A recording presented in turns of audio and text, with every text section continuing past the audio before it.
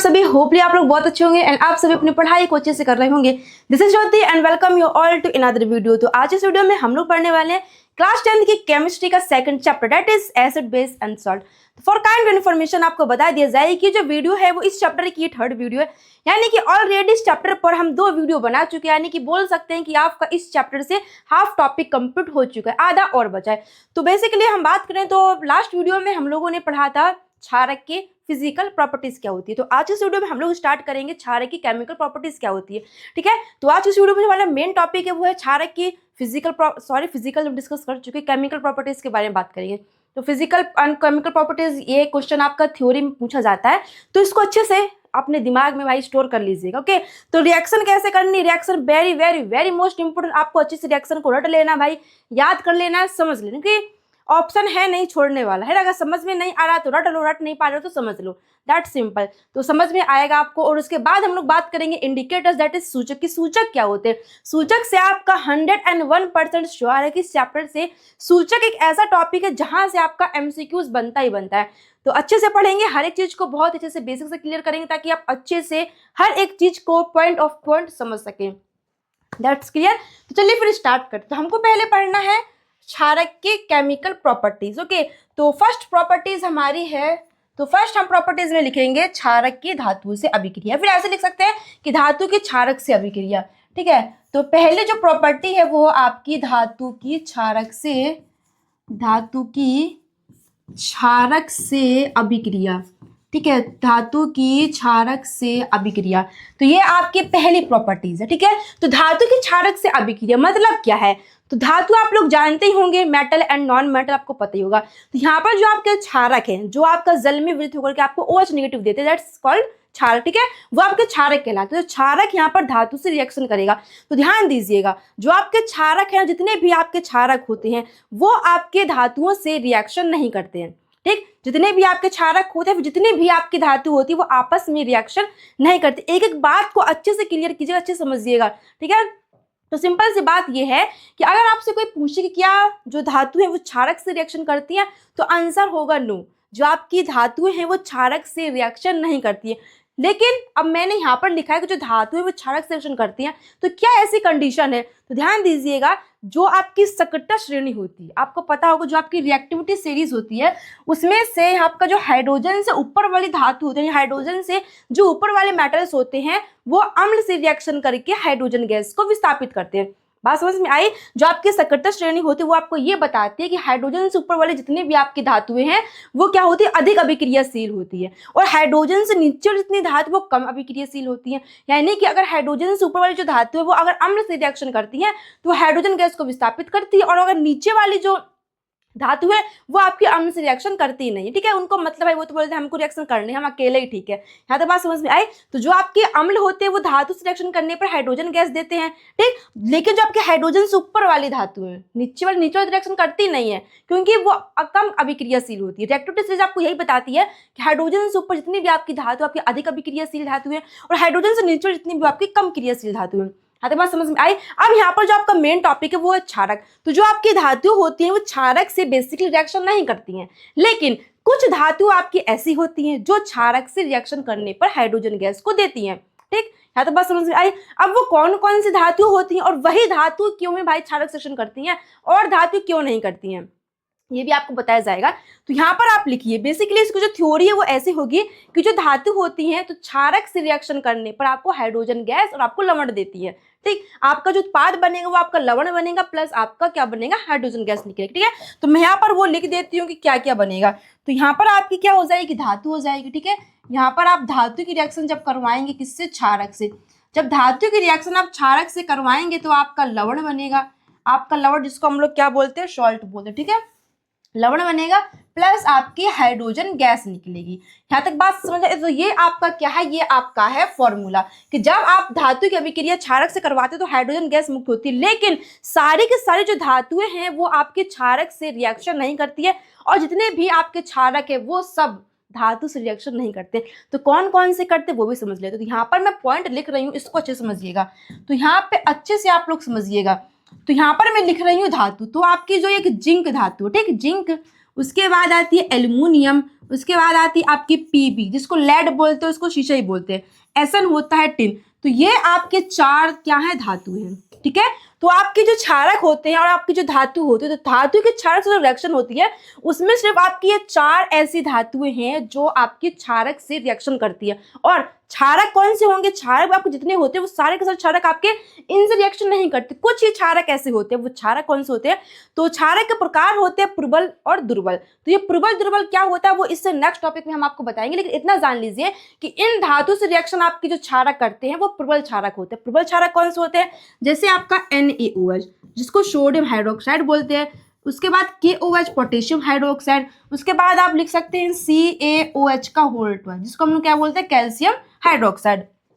तो देखिए धातु की क्षारक से जो रिएक्शन होती है वो आप इतना याद रखिएगा कि जितने भी आपकी धातु है वो क्षारक से रिएक्शन नहीं करती, बस ये गिनी चुनी 4 ऐसी धातुएं हैं जो क्षारक से रिएक्शन करती है। इसके अलावा और कोई ऐसी धातु नहीं है जो क्षारक से रिएक्शन करें। अब जो आपके क्षारक होंगे वो आपके क्षारक सिर्फ ये तीनों ही होंगे, प्रबल क्षारक, ठीक है। आप तो NaOH होगा या फिर KOH या फिर CaOH का होल ट्वाइस। तो इन्हीं में ही रिएक्शन होगी, बस इन 3-4 में ही रिएक्शन होगी। इसके अलावा ना तो आपको कोई और क्षारक होगा, इसके अलावा ना ही आपको कोई और धातु होगी।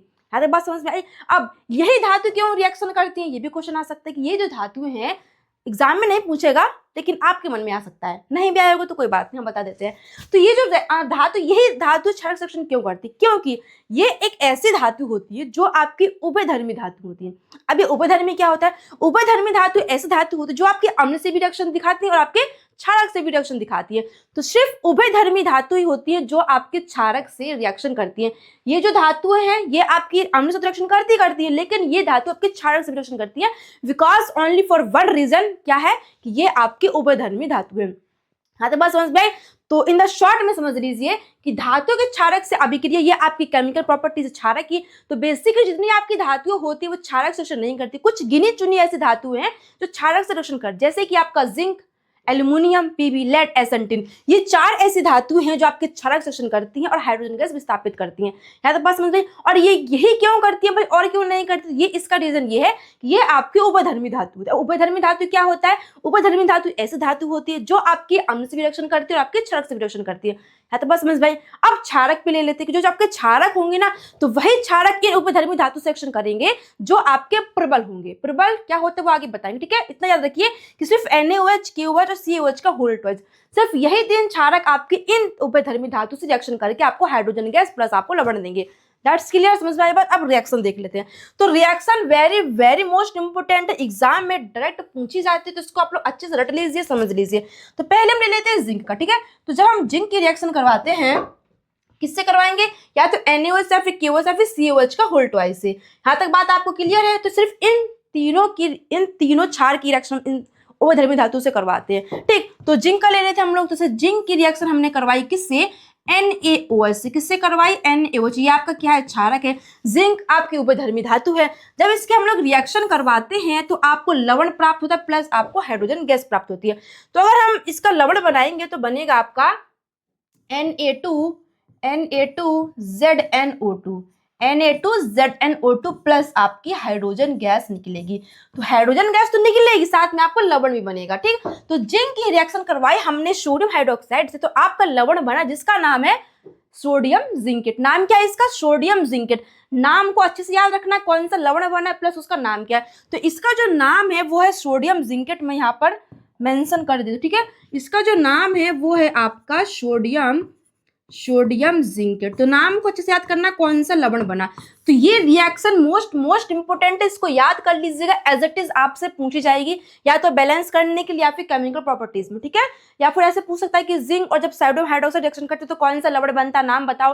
That's sodium zincate. हाँ तो बात समझ से, बैलेंस देख लेते हैं। हाइड्रोजन 2 आपका, हाइड्रोजन क्या कि भाई H2 है, तो यहाँ पर 2 लगा देंगे हम लोग, तो सोडियम 2 हो जाएंगे। जिंक आपका 1 है, ठीक है। O आपका कितना है, 2 है।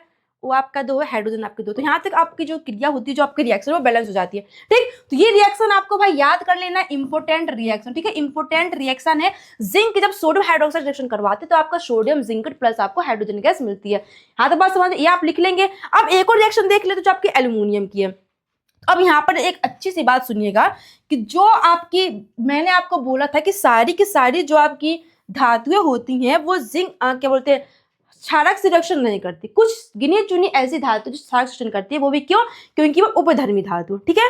हाँ तो बस समझ में आए। तो जिंक की हमने रिएक्शन देख लिया आपके क्षारक के साथ। अब हम एल्यूमिनियम की देखते हैं। तो जिंक को छोड़ करके एल्यूमिनियम, आपका टिन और आपका लेड, ये तीनों ऐसी उपधर्मी धातु जो क्षारक से आपके डायरेक्ट रिएक्शन को नहीं दिखाती है, मतलब क्षारक से डायरेक्ट रिएक्शन नहीं करती है। सिर्फ इन उपधर्मी धातु में से जिंक की ऐसी धातु है जो क्षारक से आपके डायरेक्ट रिएक्शन करके आपको हाइड्रोजन गैस प्लस आपको लवण देती है।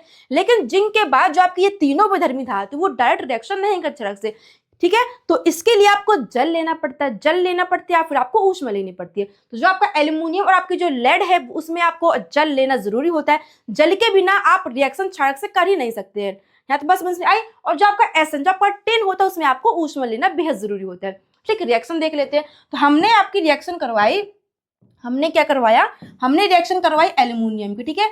एल्यूमिनियम की रिएक्शन करवाई हमने सोडियम हाइड्रोक्साइड से। किससे? सोडियम हाइड्रोक्साइड से। तो अगर हम ये सोचें जैसे हमारा जिंक डायरेक्ट एनओ से रिएक्शन करके आपको सोडियम जिंक दे रहा है, तो एल्यूमिनियम भी डायरेक्ट जिंक से इससे रिएक्शन करके आपको लवण देगा, तो नहीं, ये ऐसा नहीं हो सकता है, ठीक है। क्यों नहीं होगा वो आपको बताएंगे। तो एल्यूमिनियम की जब आप क्षारक रिएक्शन करवाएंगे तो वो आपका डायरेक्ट रिएक्शन नहीं करेगा, है ना। इसके लिए आपको जल लेना बेहद जरूरी। तो आप क्या लेंगे, इसमें H2O ले लेंगे, ठीक है।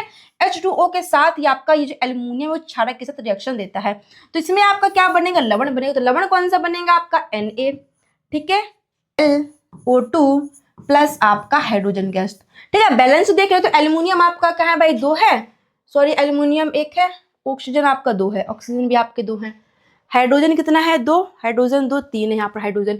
तो अगर यहाँ पर हम 2 लगा दे तो 2 सोडियम, यहाँ पर भी 2 लगा दे तो एल्यूमिनियम हो जाएगा, यहाँ पर भी 2 लगा दे तो आपको 2 एल्यूमिनियम, हाइड्रोजन कितने हो गए, 2 2 4, ठीक है, 2 2 4, 2 ऑक्सीजन 2 है, ऑक्सीजन 3 लगा दिया,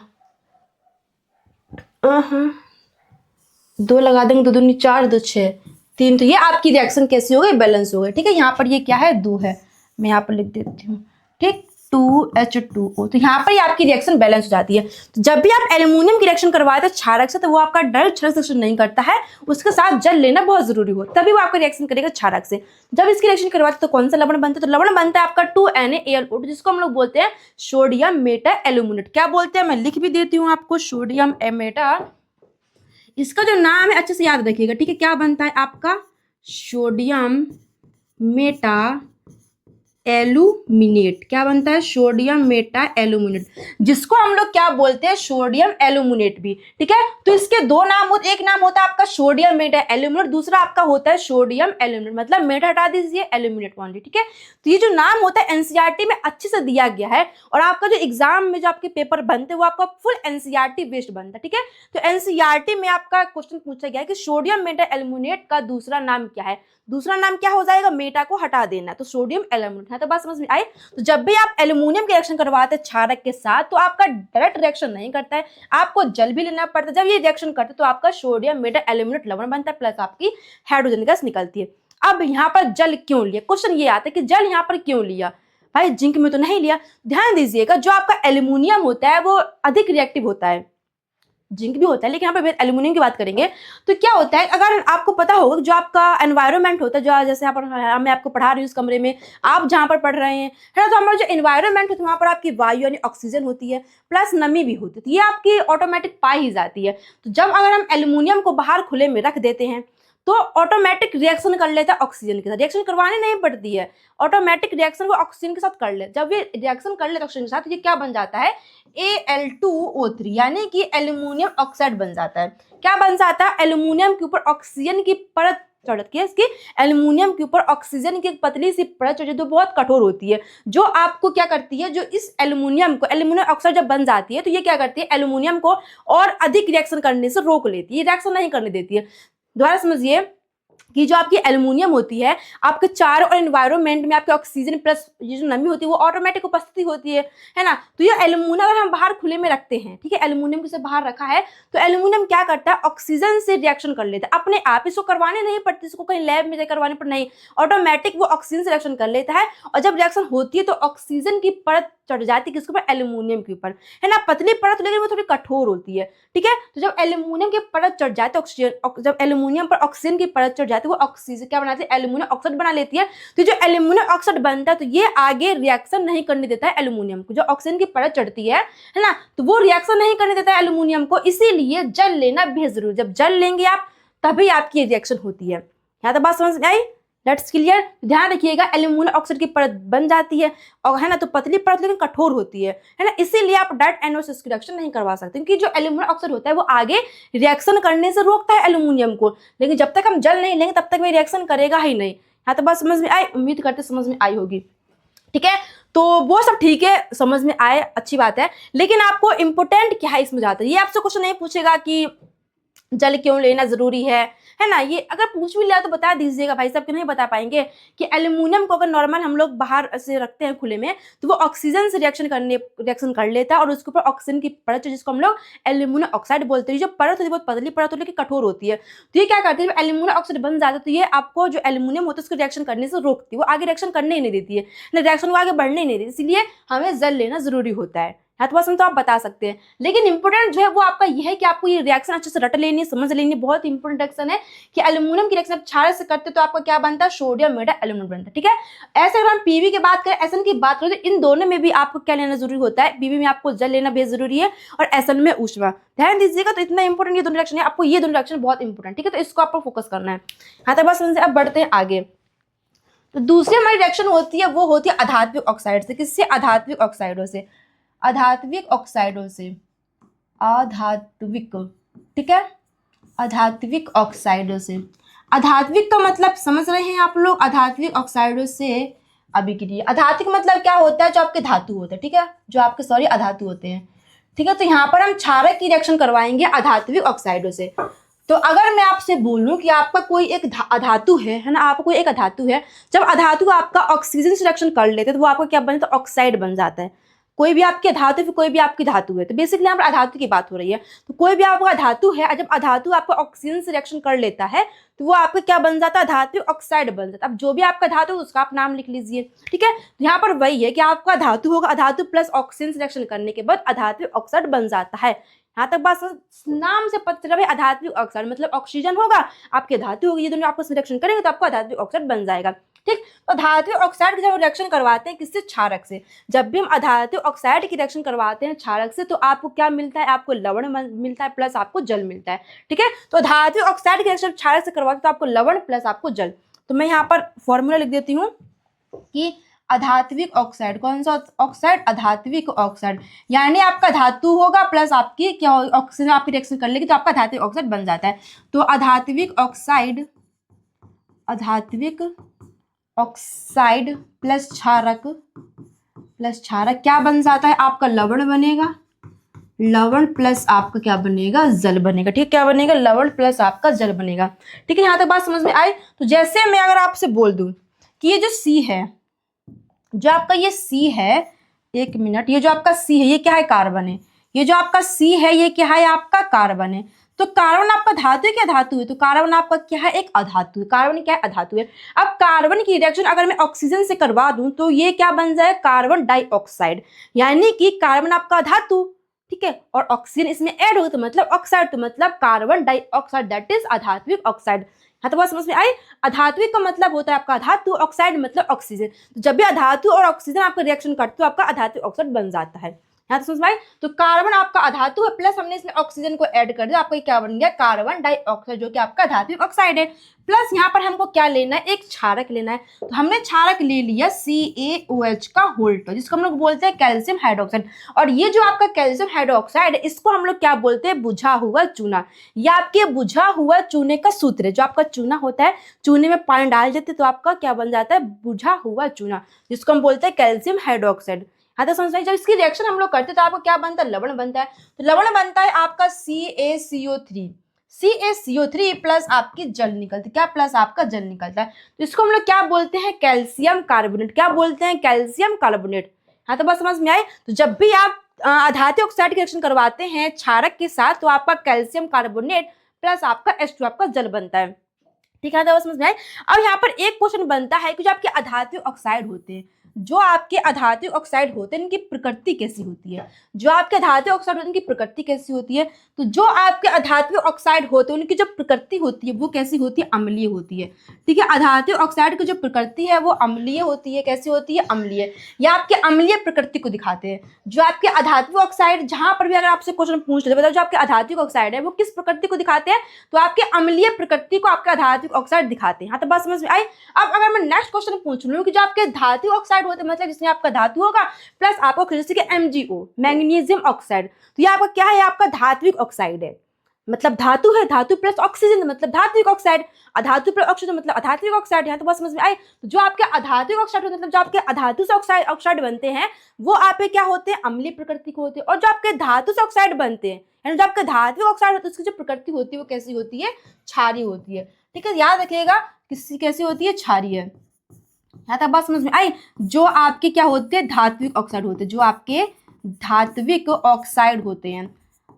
तो इसको याद करने के इंपॉर्टेंट क्वेश्चन पूछा जाता है कि जो आपके अधात्विक ऑक्साइड होते हैं उनकी प्रकृति कैसी होती है, अम्लीय प्रकृति होती है। जो आपके धातु ऑक्साइड होते हैं उनकी प्रकृति कैसी होती है, आपकी क्षारीय होती है।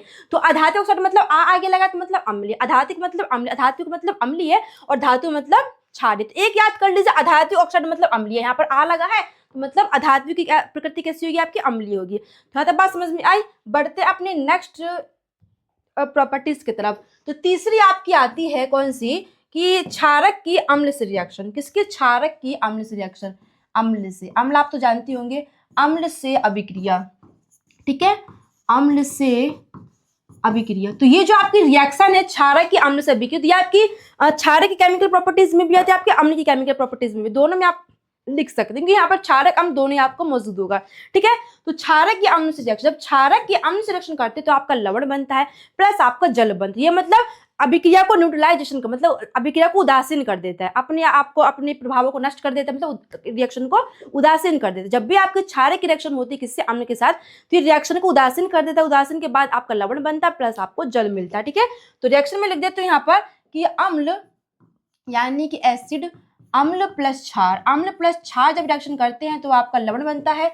ये आपकी रिएक्शन को क्या कर देता है, उदासीन कर देता है। ठीक है, ये रिएक्शन को उदासीन कर देता है। तो जैसे अगर मैं बात करूं एक एग्जांपल से हम रिएक्शन के समझें कि आपका कोई अम्ल, जैसे आपका HCl जिसको हम लोग हाइड्रोक्लोराइड अम्ल बोलते हैं, ठीक है, प्लस आपका क्षार है जिसको मान लीजिए NaOH ले लिया हमने, तो ये आपके क्या है, अम्ल है प्लस क्षार है। तो हमेशा याद रखिएगा कि जो आपके क्षार प्लस अम्ल होते हैं वो आपके हमेशा एक्वस फॉर्म में होते हैं। कौन से फॉर्म में होते हैं, हमेशा एक्वस यानी कि जलीय फॉर्म में होते हैं। क्योंकि जो आपका एसिड तभी होता है जब भी आपका जल में घुल कर यानी जल में विघटित होकर के आपको H+ आयन देता है ना। ऐसे नहीं बोल सकते हम लोग कि जो ये अम्ल है या फिर ये नहीं है ना। जब वह जल में वियोजित होगा अगर H+ दे रहा तो दैट इज कॉल्ड एसिड। तो अम्ल यानी कि अम्ल आपके वे पदार्थ होते हैं जो जल में वियोजित होकर के आपको H+ दे। तो अम्ल या फिर क्षारक आपके तभी होते हैं जब वो जल में वियोजित होकर आपको H+ या फिर OH नेगेटिव देते हैं। ठीक, अम्ल अपनी प्रकृति पानी में दिखाता है और क्षारक अपनी प्रकृति पानी में ही दिखाता है। हाँ, तो बस समझ में आई। तो ये हमेशा आपके एक्वस फॉर्म में होंगे। तो जब इसकी रिएक्शन हम लोग करवाते हैं आपका लवण बनता है। तो लवण क्या बनता है, आपका NaCl क्या बनता है, NaCl प्लस आपका H2 आपका जल निकलता है। तो रिएक्शन याद रखिएगा जब भी आप अम्ल रिएक्शन करवाते हैं क्षार से आपका लवण प्लस जल मिलता है। ठीक है, तो ये भी आपकी किसकी रिएक्शन है, क्षारक की केमिकल प्रॉपर्टीज की। ठीक, 3 हो गई हमारी। एक और पढ़ते हैं हम लोग कि चौथी हम पढ़ सकते हैं कि कौन सी भाई, क्षारक को गर्म करने पर। किसको, क्षारक को। अब इसमें हम क्षारक को गर्म करेंगे तो क्षारक को गर्म करने पर हमको क्षारीय ऑक्साइड प्राप्त होता है। कौन सा ऑक्साइड, क्षारीय ऑक्साइड प्राप्त होता है।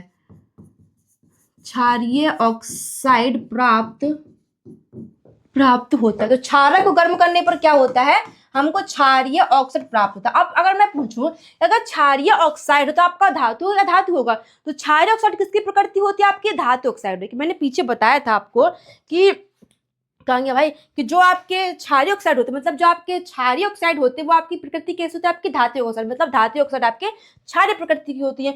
यहाँ पर मैंने क्या बताया कि जब क्षारक को गर्म करते वो आपको क्षारीय ऑक्साइड देते हैं। तो क्षारीय ऑक्साइड का मतलब क्या है, आपका धात्विक ऑक्साइड। क्षारीय ऑक्साइड मतलब आपका धात्विक ऑक्साइड और अम्लीय ऑक्साइड मतलब क्या हो जाएगा, आपका अधात्विक ऑक्साइड। हाँ, तो बस समझ में आई। तो जब हम क्षारक को गर्म करें तो जैसे हमने क्षारक को गर्म किया, मान लीजिए मैग्नीशियम हाइड्रोक्साइड, ठीक है, मैग्नीशियम हाइड्रोक्साइड, इसको हम लोगों ने क्या किया, गर्म किया। इसको जब हम गर्म करेंगे तो आपको क्या मिलेगा, क्षारीय ऑक्साइड प्लस आपको जल मिलेगा। अब क्षारीय ऑक्साइड है तो मतलब क्या, आपका अधातु प्लस ऑक्सीजन, यानी कि सॉरी अधातु नहीं धातु, क्षारीय ऑक्साइड है तो मतलब आपका क्या हो जाएगा, धातु ऑक्साइड, मतलब धातु होगा प्लस आपका ऑक्सीजन, धातु ऑक्सीजन रिएक्शन करते तो आपका धातु ऑक्साइड बनता है। तो क्षारीय ऑक्साइड अगर प्रकृति है ऐसे तो वो आपका कैसे हो जाएगा, आपका धातु हो जाएगा। तो यहाँ पर क्या बन जाएगा, आपका MgO बन जाएगा, ठीक है, यानी मैग्नीशियम ऑक्साइड प्लस आपका जल बन जाएगा। तो यहाँ पर आपको क्या देखने को मिल रहा है कि जो आपका MgO है ना, MgO है वो आपका, Mg क्या है, मैग्नीशियम क्या है, आपकी धातु है, ऑक्सीजन मतलब ऑक्साइड, जब मैग्नीशियम ने ऑक्सीजन से रिएक्शन करा तो आपका मैग्नीशियम ऑक्साइड बन गया। तो मैग्नीशियम ऑक्साइड की जो प्रकृति है ये आपकी कैसी है, धातु है, मतलब धातु ऑक्साइड, मैग्नीशियम क्या आपका धातु है, तो धातु ऑक्साइड, तो इसकी प्रकृति कैसी है, आपकी क्षारीय की धातु, धातु ऑक्साइडों की प्रकृति आपकी क्षारीय होती है, और अम्लीय ऑक्साइडों की जो प्रकृति होती है वो आपकी अधात्विक ऑक्साइड होती है। अधात्विक की कैसी होती है, अम्लीय, और धातु कैसी होती है, आपकी क्षारीय। तो यहाँ पर मैग्नीशियम ऑक्साइड बना तो इसकी जो प्रकृति हो जाएगी वो कैसी हो जाएगी, आपकी क्षारीय ऑक्साइड, बिकॉज ये आपका धात्विक ऑक्साइड है। सिंपल, धातु ऑक्साइड बना तो प्रकृति कैसी हो जाएगी, क्षारीय, अधात्विक बनता तो प्रकृति कैसी होती है, आपकी अम्लीय, मतलब अपोजिट, अधातु मतलब अम्लीय, धातु मतलब क्षारीय, ठीक है। तो ये आपकी रिएक्शन यहाँ पर कंप्लीट होती है, आपकी कौन सी, क्षारक की केमिकल रिएक्शन, ठीक है। अब हम बात करते हैं क्षारकों के प्रकार। तो जैसे मैंने आपको बताया था कि आपके जो धातु से रिएक्शन जो करते हैं वो आपका प्रबल क्षारक करते हैं, ठीक है, तो वो क्या होते हैं, तो क्षारक के प्रकार। तो बेसिकली क्षारक को ना हम दो प्रकार से बांटते हैं, एक होता है आपका प्रबल क्षारक, एक होता है आपका प्रबल क्षारक, ठीक है, और दूसरा अगर हम बात करें तो दूसरा आपका हो जाता है कौन सा, दुर्बल क्षारक। कौन सा क्षारक, दुर्बल क्षारक। अब ये प्रबल और दुर्बल क्या होते हैं, इनसे हमसे कुछ पूछा जाता है। तो प्रबल क्षारक का मतलब होता है स्ट्रॉन्ग, प्रबल मतलब स्ट्रॉन्ग बेस, ठीक है, और दुर्बल मतलब वीक बेस। तो प्रबल मतलब स्ट्रॉन्ग और वीक आपके दुर्बल। अब ये प्रबल क्षारक क्या होते हैं, जैसे हमने पढ़ा था लाइक वैसे आपके ये, तो प्रबल क्षारक आपके ऐसे क्षारक होते हैं जो जल में पूरी तरीके से वियोजित हो जाए, मतलब पूरी तरीके से घुल जाते हैं और आपको अधिक मात्रा में OH नेगेटिव आयंस को देते हैं। हाँ, बस समझ में आई कि जो आपके प्रबल क्षारक होते हैं वो ऐसे क्षारक होते हैं जो जल में पूरी तरीके से वियोजित होकर के आपको अधिक मात्रा में OH नेगेटिव आयन को देते हैं, आपके प्रबल क्षारक कहलाते हैं। जस्ट इसका अपोजिट आपका दुर्बल क्षारक। तो दुर्बल क्षारक क्या होता है कि दुर्बल क्षारक आपके ऐसे क्षारक होते हैं जो जल में पूरी तरीके से वियोजित नहीं होते हैं और आपको बहुत ही कम मात्रा में, यानी कह सकते हैं कि बहुत अधिक मात्रा में आपको OH नेगेटिव आयन नहीं देते हैं। तो ध्यान सुनिएगा, प्रबल क्षारक का मतलब अधिक मात्रा में OH नेगेटिव आयन देते हैं, दुर्बल मतलब कम मात्रा में OH नेगेटिव आयन देते हैं, ठीक। प्रबल मतलब क्या हो जाएगा कि आपके पूरी तरीके से जल में वियोजित हो जाते हैं और दुर्बल मतलब पूरी तरीके से जल में वियोजित नहीं होते हैं। तो बस समझ में आई। एग्जाम्पल की बात करें तो एग्जाम्पल जैसे आपका होता है सोडियम हाइड्रोक्साइड, यानी कि NaOH, आपका कैल्शियम हाइड्रोक्साइड, ठीक है, सोडियम हाइड्रोक्साइड, ठीक है। दुर्बल की बात करें तो आपका ये एग्जाम्पल मोस्ट इंपोर्टेंट है, NH4OH यानी कि अमोनियम हाइड्रोक्साइड। ये एग्जाम्पल बहुत पूछा जाता है कि अमोनियम हाइड्रोक्साइड प्रबल है या फिर दुर्बल है। तो अमोनियम हाइड्रोक्साइड का सूत्र होता है NH4OH, यानी कि आपका दुर्बल क्षारक है, और एक होता है आपका Al यानी कि एल्यूमिनियम हाइड्रोक्साइड, ठीक है, AlOH का होल ट्वाइस। तो ये आपको याद रखना है, इतने एग्जाम्पल मोस्ट है, ठीक है, इंपॉर्टेंट है। तो प्रबल मतलब दोबारा एक्सप्लेन कि प्रबल क्षारक आपके ऐसे क्षारक होते हैं जो जल में पूरी तरीके से वियोजित हुए, आपको अधिक मात्रा में OH नेगेटिव आयंस को देते हैं, आपके प्रबल क्षारक कहलाते हैं। जैसे एग्जाम्पल NaOH, KOH, आपका COH का होल ट्वाइस। दुर्बल की बात करें, दुर्बल क्षारक आपके ऐसे क्षारक हो जो जल में पूरी तरीके से वियोजित नहीं होते हैं और आपको अधिक मात्रा में OH नेगेटिव आयंस भी नहीं देते हैं, ठीक है। और जैसे एग्जाम्पल NH4OH यानी कि अमोनियम हाइड्रोक्साइड, AlOH यानी कि एल्यूमिनियम हाइड्रोक्साइड। बात समझ में आई। तो ये आपका क्षारक के प्रकार है, ठीक है। अब हम बढ़ते हैं, नेक्स्ट टॉपिक हमारा होता है इंडिकेटर्स। क्या होता है इंडिकेटर्स, तो इंडिकेटर्स को हम लोग हिंदी में बात करते हैं सूचक। तो ये आपको अच्छे समझना है। तो अगर मैं आपसे पूछूं कि सूचक होते क्या है ना, अगर मैं आपसे बोलूं कि भाई सूचक क्या होते हैं, सूचक को इंग्लिश में बोलते हैं इंडिकेटर्स। तो सूचक आपके ऐसे पदार्थ होते हैं जिससे हम पता लगा सकते हैं कि कोई भी आपका विलयन, कोई भी आपका घोल है वो आपका क्षारीय है या फिर आपका अम्लीय है। मान लीजिए कोई भी आपका एक घोल है, ठीक है, कोई भी आपका एक विलयन है, जैसे आपका जो नींबू का रस है, ठीक है, आप फॉर एग्जांपल समझिए कि आपका नींबू का रस, तो आपको तो वैसे ही पता होगा नींबू का रस खट्टा तो मतलब अम्ल, लेकिन पता नहीं है, मान लीजिए, ठीक है, आपको पता नहीं है, अनजान उस चीज से आप लोग। मान लीजिए आपके हाथ में नींबू का रस है, ठीक है, कटोरे में नींबू का रस, वो क्या है कि लिक्विड फॉर्म में घोल है। अगर आपको पता लगाना है कि ये जो घोल है वो कौन सी प्रकृति का है, वो अम्ल है या फिर क्षारक है, तो आप कैसे पता लगाते हैं, सूचक के द्वारा। किसके द्वारा, सूचक के द्वारा। तो सूचक हम बोल सकते हैं कि वे पदार्थ हो जिसके द्वारा हम पता लगा सकते हैं कोई भी घोल, कोई भी विलयन जो है वो अम्ल है या फिर क्षारक है। आपके बात समझ में आए? तो सूचक इन द शॉर्ट में समझिए कि सूचक आपके वे पदार्थ होते हैं जो हमें पता लगाने में मदद करते हैं, फिर हमको बताते हैं कि आपको कोई भी जो पदार्थ, कोई भी घोल है, कोई विलयन है, वो आपका अम्ल है या फिर क्षार है। यानी अम्ल और क्षार की जो प्रकृति होती है कि आपका कोई भी पदार्थ अम्ल है, कोई भी घोल आपका क्षारक है, तो हम सूचक से पता लगा सकते हैं। हाँ, तो बस समझ आई। अब सूचक के प्रकार कितने होते हैं? तो बेसिकली 3 प्रकार होते हैं। कितने? 3। तो पहला आपका होता है प्राकृतिक सूचक। कौन सा होता है? पहला आपका होता है प्राकृतिक सूचक। दूसरा आपका होता है संश्लेषित। कौन सा? दूसरा आपका होता है संश्लेषित सूचक। तीसरा बात करें, तीसरा आपका होता है गंधीय सूचक। कौन सा सूचक? गंधीय सूचक। हमको 3 तरीके के सूचक पढ़ने, इसी में से आपके क्वेश्चन फंसते हैं, ठीक है। 3 तरीके के आपको क्वेश्चन सूचक पढ़ने हैं। इससे आप पता लगा सकते हैं कोई भी आपका घोल, कोई भी आपका विलयन है, वो आपका क्या बोलते हैं, अम्ल या फिर क्षार। आप लोग घर पे ट्राई कर सकते हैं ना, केमिस्ट्री पढ़ ट्राई करने में क्या जा रहा है, लेकिन कुछ ज्यादा ट्राई मत करिएगा वरना खतरनाक साबित हो सकता है आपके लिए भी, ठीक है।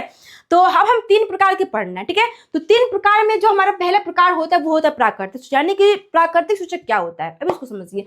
तो प्राकृतिक मतलब क्या होता है? हमारा नेचर, यानी जो हमको नेचर से प्राप्त होता है, जो हमको नेचर से प्राप्त, उसको हम लोग प्राकृतिक सूचक बोलते हैं। फॉर एग्जाम्पल, प्राकृतिक मतलब ऐसा समझिए कि जो आपका नींबू होता है, जो आपका नींबू होता है वो खट्टा होता है। नींबू कैसे होता है? खट्टा होता है। तो जब हम नींबू को कहाँ से भाई लेके आते हैं, कहाँ से, जहाँ से भी लेकर आते हो, मतलब खेत वेत में जहाँ भी उगता है नींबू, तो वहां से हम लेके आते हैं। तो क्या हम जब नींबू को लेकर आते हैं उसके बाद कहीं लैब वैब में उसके अंदर कोई अम्ल डालते तब जाके खट्टा होता? नहीं, वह प्रकृति से हमको खट्टा होता है। जो अम्ल होता है प्रकृति से ही खट्टा होता है। ऐसा तो है नहीं कि आप नींबू को लेकर आए उसके बाद उसमें खट्टापन रहता ही नहीं है। तो नींबू को लाने के बाद उसमें फिर हम लोग क्या सिट्रिक अम्ल डाल तो उसके बाद वो खट्टा होता नहीं।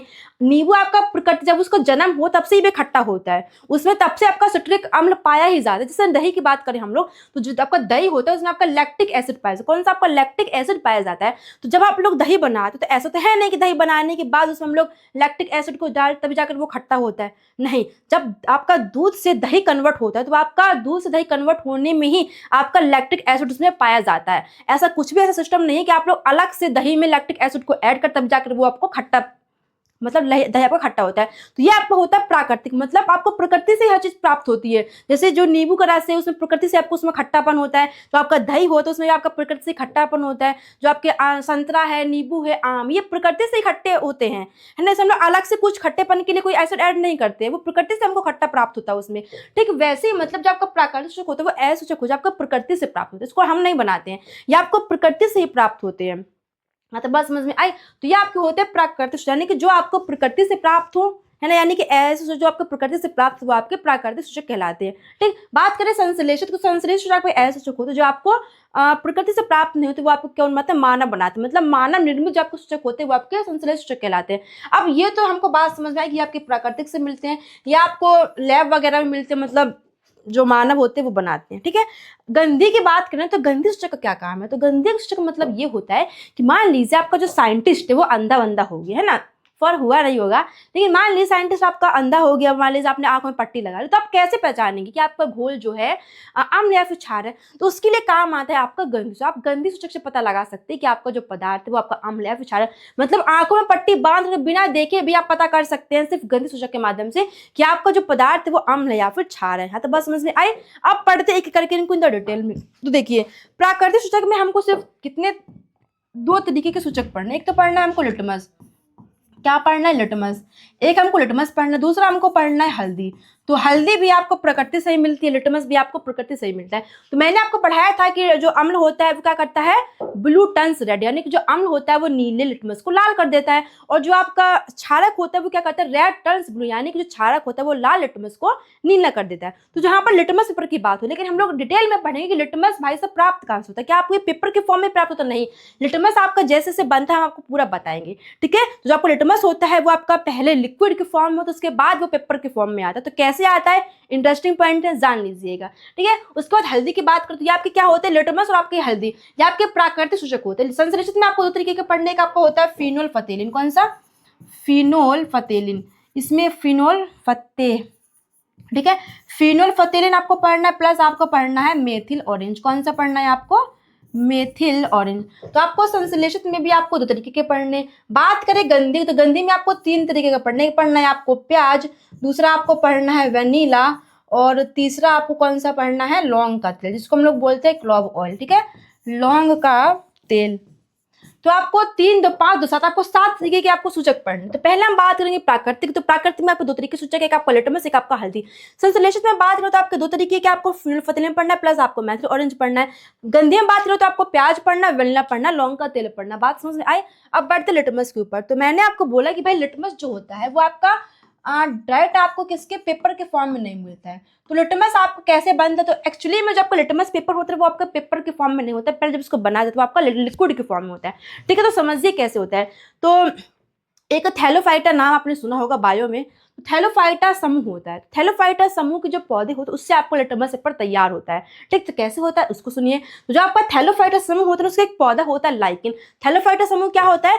ऐसा समूह होता है, ऐसे उसमें पौधे आते हैं, इसमें जड़ तना पत्ती नहीं होता है। हम लोग बात कर सकते हैं कि ऐसे पौधे जिसमें जड़ तना पत्ते मौजूद नहीं होता है वो आपको क्या है, थैलोफाइटा समूह के पौधे कहलाते हैं। जैसे हम लोग बात कर सकते हैं जो आपको एल्गी होता है, जो काई वगैरह होती है, जैसे आप लोग देखा होगा जो तालाब वगैरह होते हैं वहां पर हरा हरा से ऊपर जम जाता है कुछ है ना, तो वो आपके क्या होते हैं, थैलोफाइटा समूह के पेड़ पौधे होते हैं, है ना। मतलब बेसिक जो आपके वृक्ष होते हैं उसमें जड़ तना पत्ती होता है, लेकिन थैलोफाइटा समूह में ऐसे पेड़ पौधे जिसमें आपका जड़ तना पत्ती कुछ नहीं होता है। ठीक, तो उसी थैलोफाइटा समूह के पौधे का नाम है क्या है, उसका लाइकेन। तो लाइकेन पौधे से आपका लिटमस पेपर तैयार होता है। तो डायरेक्ट लाइकेन से लिटमस पेपर तैयार नहीं होता, लिटमस से लाइकेन से आपका लिटमस तैयार होता है। ठीक है, तो सुनिए कैसे होता है। लाइकेन को लेके आते हैं, लाइकेन पौधे को लेकर आए, उसको उबालने को, मतलब उसको बॉइलिंग करने के लिए रख दिया। तो जब लाइकेन को उबालते हैं तो उबालने के बाद सिंपल सी बात है, किसी चीज का आप बॉइल कर रहे हैं, जैसे चाय पत्ती को बॉइल करते हैं आप लोग, चाय पत्ती के जो गुण होते हैं, जो रंग होता है, वो आपका पूरा का पूरा लिक्विड फॉर्म है, कि पानी के रूप में पूरा आ जाता है।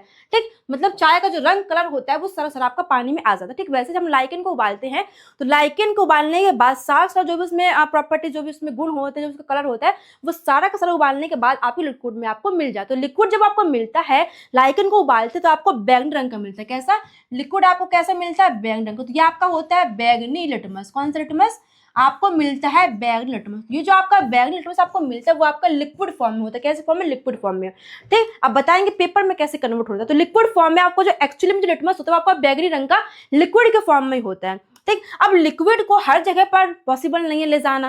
जैसे अगर हम लोग यूज करें तो हमारे लिए पॉसिबल नहीं, इसलिए हम लोग पेपर का यूज करते हैं, लिटमस रेड एंड ब्लू का यूज करते हैं ना, वो हमारे लिए पॉसिबल है। लेकिन हर जगह पर बैंगनी लिटमस को लिक्विड के जो फॉर्म उसको ले जाना पॉसिबल नहीं होता है। इसलिए अगर हम डायरेक्ट लिक्विड से पता करना चाहते हैं कि आपको जो क्या बोलते हैं पदार्थ, कोई भी घोल आपका अम्ल है विचार, तो हम लिक्विड से पता कर सकते हैं। तो लिक्विड से कैसे पता करेंगे वो सुनिए। जो आपका बैंगनी रंग का घोल है ना, जो आपका बैंगनी रंग का घोल है, बैंगनी घोल, ठीक है, बैंगनी घोल लिटमस का, ठीक है, जो आपका बैंगनी घोल है लिटमस का, तो अगर आपको घोल आपको लिक्विड से पता करना है कि आपका पदार्थ अम्ल है क्षार है, तो जब आप इस बैंगनी रंग के घोल में अगर थोड़ा सा कोई पदार्थ डालते हैं, अगर ये बैंगनी से आपका लाल हो जाता है, कैसा बैंगनी से अगर ये आपका लाल हो जाता है मतलब वह आपका पदार्थ अम्ल है। अगर आपने दूसरा पदार्थ डाला और दूसरे पदार्थ डालने पर अगर ये बैंगनी से आपका नीला हो जाता है मतलब वह आपका क्या हो जाएगा, वह आपका क्षार हो जाएगा। यहाँ तक बात समझ में आई?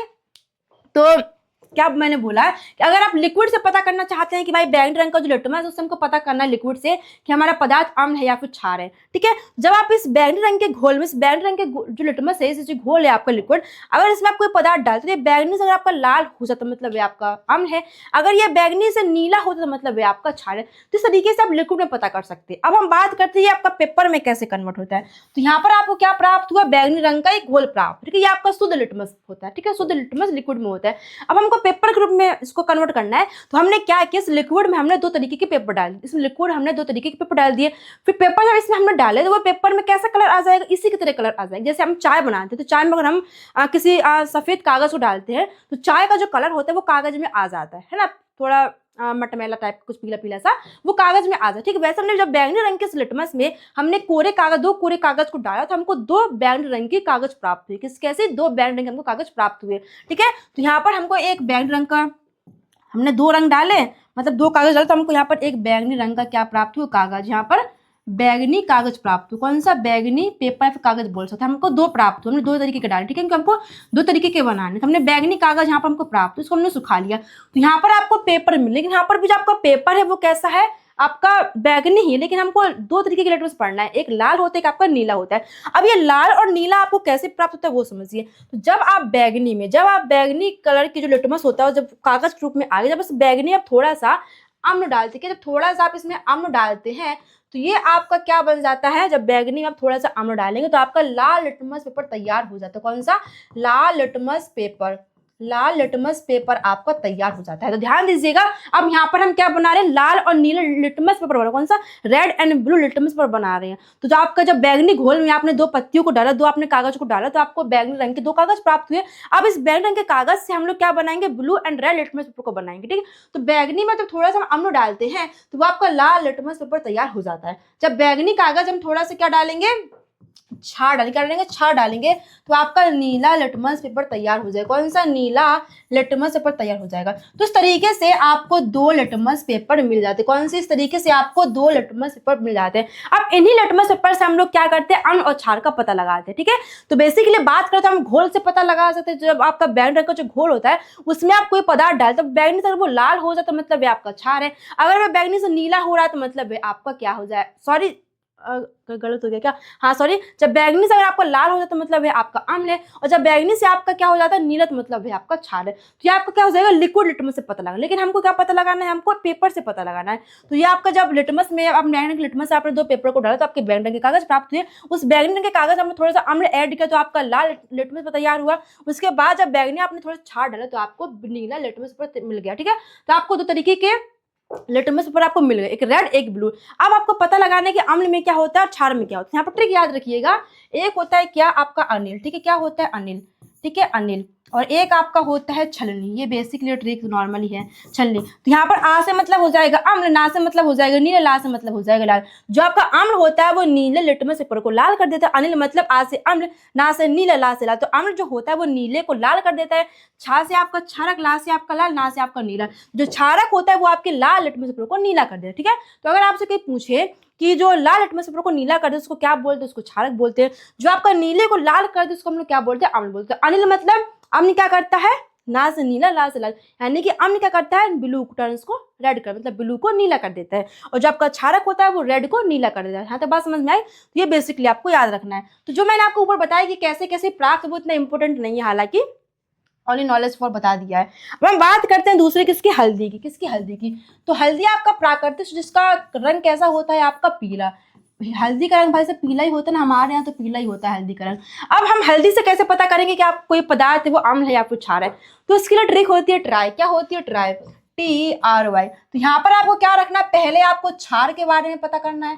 ठीक है, पहले मतलब क्षार आएगा उसके बाद आपका अम्ल आएगा, पहले क्षार उसके बाद। अब आगे मैं जितनी भी आपको सूचक बताऊंगी उसमें आपको ऐसे करना है, पहले आपको क्षार उसके बाद आपको अम्ल। ठीक है, तो ट्राई मतलब T से आपका हो जाता है टर्मरिक, T से क्या हो जाता है आपका टर्मरिक। तो टर्मरिक इन द सेंस मतलब हल्दी। ठीक है, R से हो जाता है आपका रेड, और Y से आपका हो जाता है येलो। यानी कि जो आपकी हल्दी होती है, जो आपकी हल्दी होती है वो क्या, हमारी जो आपकी हल्दी होती है वो किसमें, क्षार में आपकी रेड कलर की हो जाती है। जब हल्दी में हम लोग कोई ऐसा पदार्थ ऐड करें और वो हल्दी पीले से लाल हो जाए तो मतलब वह आपका पदार्थ क्षार है। अगर उसमें हम लोग अम्ल ऐड करते हैं तो हल्दी आपकी पीली हो जाती है, मतलब हल्दी का रंग वही रहता है। जैसे अब यहाँ पर एक बात याद रखिएगा कि जब आप सूचक से पता लगाते तो यहाँ पर कलर किसका मेंशन करना है, आपको कलर, आपको सूचक का देखना है। आपको पदार्थ का नहीं देखना कि पदार्थ का कलर चेंज हो रहा, नहीं, आपको सूचक का कलर देखना है। तो हल्दी का रंग कैसा होता है, पीला होता है। तो सूचक का रंग चेंज होता है तब हमको पता चलता है, हमको सूचक का रंग पर फोकस करना है। ठीक है, सूचक का रंग चेंज होता है उस पर फोकस करना है। जब हम हल्दी पर किसी ऐसे पदार्थ को डालते हैं हम जो कि अनजान, हमको पता नहीं वो पदार्थ आपका अम्ल या फिर क्षार है, तो हमने हल्दी में एक ऐसे पदार्थ को डाला तो हल्दी का रंग जैसा है, अगर वह हल्दी का रंग जैसा भी आपका है, अगर वह ऐसा रंग आपको कैसे हो जाता है, अगर वह आपका लाल हो जाता है, मतलब हल्दी का रंग जो भी मान लीजिए पीला ही होता है, वैसे तो हल्दी का रंग आपको पीला होता है। अगर उस पर एक ऐसा पदार्थ डाला हमने, पदार्थ डालने पर वह हल्दी का रंग आपका कैसा हो गया, लाल हो गया, तो मतलब वह पदार्थ आपका क्षार है। अगर हमने ऐसा पदार्थ डाला तो हल्दी का रंग आपका पीला होगा, मतलब पीला तो वैसे भी होता है, तो वो पीला का पीला ही रहता है, मतलब वह आपका पदार्थ क्या हो जाएगा, अम्ल हो जाएगा। ठीक, तो ट्राई मतलब T से टर्मरिक। तो हल्दी में आपका जो क्षारक का रंग होता है वो लाल हो जाता है ना, और अम्ल डाल दे तो आपका येलो हो जाता है। ठीक है, तो TRY मतलब हल्दी, क्षारक डालेंगे तो आपका लाल हो जाएगी। जैसे एग्जाम्पल में बता देती हूँ आपको, जब भी चोट लगती है गांव में तो क्या होता है, जब हमने चूना देखा होगा, चूने जो आप गुटकी वगैरह में, तंबाकू वगैरह में खाते हैं, है ना, तो चूने में जब हम हल्दी को ऐड करते हैं ना, जब चूना हल्दी को पकाते हैं तो पीला आपका हल्दी होता है, तो पीले से वह जब चूना मिलता है उसमें तो वह कैसा होता है, लाल हो जाती है। और जो आपका चूना जिसको हम बोलते हैं CaOH का होल 12 यानी कि बुझा हुआ चूना, यह आपका क्षारक होता है। जब क्षारक को हल्दी में ऐड किया तो हल्दी आपकी कैसी हो गई, आपकी लाल हो ना, लाल हो गई, तो मतलब वह जो पदार्थ जो आपने चूना डाला है वह आपका कैसा हो जाएगा, क्षारक हो जाएगा, है ना। तो समझ में आई बात। तो जब हल्दी में आप क्षारक को डालते हैं तो आपकी हल्दी का रंग लाल हो जाता है, और जब आप हल्दी में आप अम्ल को डालते तो आपका रंग कैसा हो जाता है, हल्दी का पीला, आपका नहीं हल्दी का। ठीक, तो विशेष फोकस आपको सूचक पर करना है कि सूचक रंग कैसे चेंज हो रहा है। आई बात समझ में। अब हम पढ़ते हैं किसका, संश्लेषित के बारे में। संश्लेषित में बात करते हैं पहले फिनोल फतेलिन की। किसकी, फिनोल फतेलिन की। तो फिनोल फतेलिन के लिए ट्रिक याद रखिए। तो इसमें भी आपको क्या करना है, पहले आपको क्षार, फिनोल फतेलिन, पहले आपको क्या करना है, क्षार के बारे में पता लगाना, ठीक है। उसके बाद आपको अम्ल में, ठीक, मतलब पहले क्षार की टर्न आएगी, उसके बाद आपकी अम्ल की। तो इसका ट्रिक होता है पॉपकॉर्न। कौन सा, POPCORN। ठीक, तो यहाँ पर भी आपको फिनोल फतेलिन का रंग देखना है, ठीक है। फिनोल फतेलिन आपका सूचक, इसका आपको रंग देखना है। तो पी से आपका होता है फिनोल फतेलिन, क्या होता है, पी से आपका होता है फिनोल फतेलिन। ओ से आपका होता है ऑरेंज, ओ से आपका होता है ऑरेंज, और सी से आपका होता है कलरलेस, यानी कि रंगहीन। क्या होता है, रंगहीन, यानी कि विदाउट कलर, कोई कलर ही नहीं है, जैसे पानी कोई कलर नहीं होता, लाइक वैसे, ठीक है।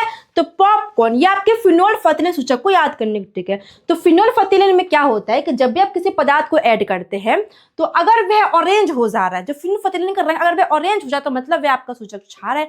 अगर वह फिनोल फतेलिन आपका कलरलेस यानी कि रंगहीन हो जाए तो मतलब ये आपका अम्ल है। तो पॉपकॉर्न इन द सेंस मतलब पी से फिनोल फतेलिन, ओ से आपका ऑरेंज, सी से मतलब कलरलेस।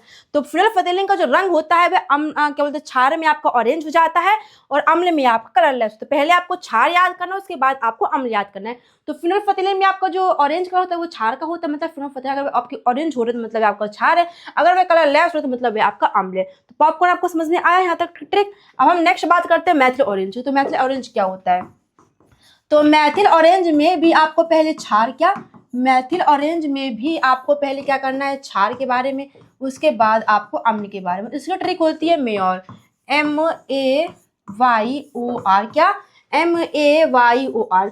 तो M से आपका हो जाएगा मैथिल ऑरेंज, क्या हो जाएगा, M से आपका हो जाएगा मैथिल ऑरेंज, Y से आपका हो जाएगा येलो, Y से आपका हो जाएगा येलो, और R से आपका हो जाएगा रेड। यानी कि मैथिल ऑरेंज में क्या होता है, आप समझिए मैथिल ऑरेंज का। तो मैथिल ऑरेंज में क्या होता है कि अगर आप किसी पदार्थ को डाल रहे हैं तो अगर आपका मैथिल ऑरेंज आपका पीला हो रहा है तो मतलब वह आपका पदार्थ क्षार है, अगर वह मैथिल ऑरेंज आपका लाल हो रहा है तो मतलब वह आपका अम्ल है। तो M से आपका मैथिल ऑरेंज, Y से आपको येलो, R से आपका, यानी कि मैथिल ऑरेंज में क्या होता है, क्षार को ऐड करते तो आपका मैथिल ऑरेंज येलो हो जाता है, अगर मैथिल ऑरेंज आप अम्ल को ऐड करते तो मतलब वह आपका रेड हो जाता है। सिंपल। आप पढ़ते हैं हम गंधीय सूचक के बारे में। किसके बारे में, गंधीय सूचक, यानी कि जो हम महक से पता लगा सकते हैं। तो इसमें आपको 3 तरीके के पढ़ने, एक आपको पढ़ना है प्याज, एक आपको पढ़ना है वेनिला, और एक आपको पढ़ना है लौंग का तेल।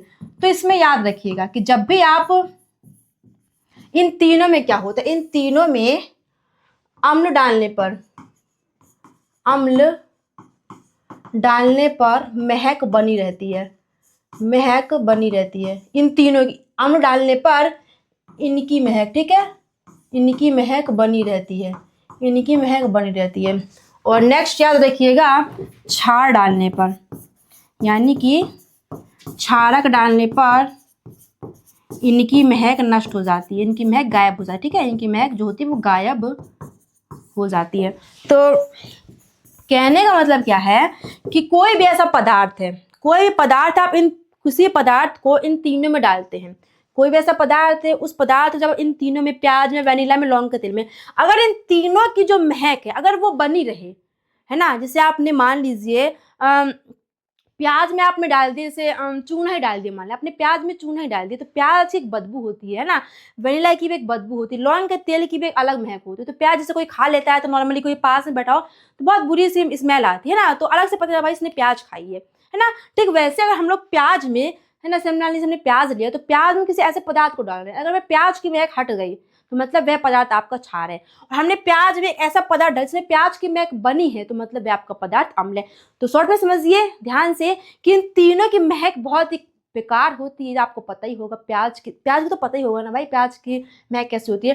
तो इन तीनों में कुछ ऐसा पदार्थ डाले, अगर इन तीनों की जो महक है वो हट गई, इन तीनों की महक क्या हो गई, लूज, मतलब महक इनकी हट गई तो मतलब वह पदार्थ आपका क्षार है। तो क्या आपको पता चला कि क्षारक में इन तीनों की जो महक होती है वो हट जाती है, और अम्ल डालने पर इन तीनों की महक बनी रहती है। तो अगर प्याज में हम अम्ल को डालते तो मतलब प्याज की महक बनी रहेगी। जैसे प्याज टमाटर एक साथ रखते हैं हम लोग, टमाटर क्या है आपका अम्ल है और प्याज आपका एक सूचक है। तो प्याज में जब टमाटर को ऐड करते हैं तो टमाटर में जब प्याज छोड़ करते हैं प्याज की महक बनी रहती है, क्योंकि अम्ल आपका क्या हो, टमाटर क्या है आपका अम्ल है। ठीक है, तो शॉर्ट में समझिए कि जब भी आप इन तीनों में अम्ल को ऐड करते हो तो इनकी महक बनी रहती है, जब क्षारक को ऐड करते हो तो इनकी महक हट जाती है। तो अगर हमें कभी भी प्याज की महक को हटाना है तो हम उसमें क्षारक को ऐड कर देंगे तो आपकी महक हट जाएगी। या फिर बेलिना हो गया, फिर लौंग का तेल हो गया, इन तीनों में से अगर तीनों में महक होती है, अगर आमला डालेंगे तो महक इन तीनों की बनी रहेगी, अगर क्षार को डालते तो इन तीनों की महक हट जाएगी। यहाँ तक बात समझ में आए? तो ये आपका इंपोर्टेंट था, यहाँ तक आपको सूचक खत्म हो, आपको इतने ही सूचक पढ़ने, ठीक है। 7 आपके सूचक एग्जाम के पॉइंट ऑफ व्यू से इंपॉर्टेंट है, आपको इतने ही पढ़ते। तो इसको अच्छे समझिएगा कि जब इसमें अम्ल ऐड करते तो मतलब इनकी महक बनी रहती है, जब अम्ल ऐड नहीं करते मतलब क्षारक को ऐड करते तो इनकी महक हट जाती है। तो क्षारक डालने पर इनकी महक मतलब हट जाती है, अम्ल डालने पर इनकी महक बनी रहती है। हाँ, बात समझ में आई? तो उम्मीद करते हैं आपको यहाँ तक की चीज़ समझ में आई होंगी। तो अब आएगा जो नेक्स्ट टॉपिक को हम लोग नेक्स्ट वीडियो डिस्कस करेंगे कि सॉल्ट क्या होता है, पीएच मान वगैरह क्या होते हैं, और कुछ साधारण सॉल्ट के बारे में डिस्कस करेंगे। उसके बाद आपका टॉपिक यानी कि चैप्टर आपका क्लोज हो जाएगा। उसके बाद हम लोग नेक्स्ट टॉपिक को पढ़ेंगे, नेक्स्ट चैप्टर को पढ़ेंगे मेटल एंड नॉन मेटल, जो कि आपका 3rd चैप्टर है। चलिए फिर मिलते हैं नेक्स्ट वीडियो में, तब तक सभी को thank you, all the best and take care.